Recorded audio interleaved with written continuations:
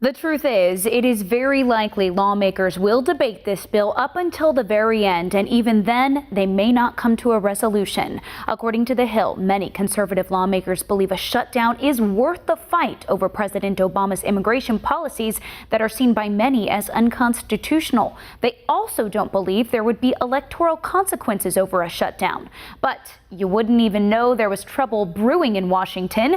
Everyone's gone home for the week for President's Day, which means they'll only have 4 days to find a solution to the stalemate. When lawmakers come home next week, they'll have to get straight to work. A funding bill is needed for the Department of Homeland Security before February 27th. But lawmakers, especially Republicans, don't seem too worried. Here's why.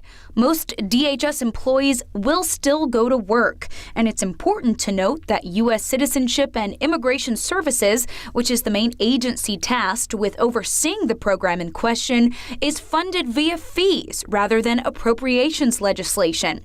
So according to the National Journal, a shutdown may be in name only, and President Obama's executive order may in fact become law. According to a Congressional Research Service report back in October of 2013, when the government shut down, more than 85% of DHS workers still came to work. Those workers were either paid via fees and multi-year appropriations, or they save lives and protect property.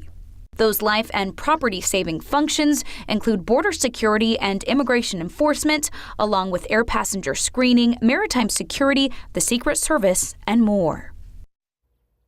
It is also worth noting that all those DHS employees who still have to work during the shutdown will be doing so without a paycheck. Now, according to the National Journal, it's likely U.S. Citizenship and Immigration Services is busy preparing the rules and guidelines for President Obama's executive order, which gives work permits and deportation deferrals to millions of undocumented immigrants.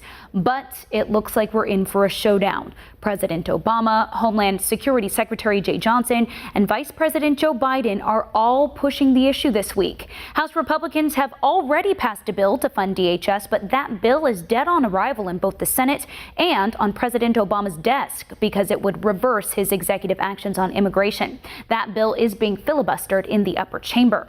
Brie Thiele, One America News.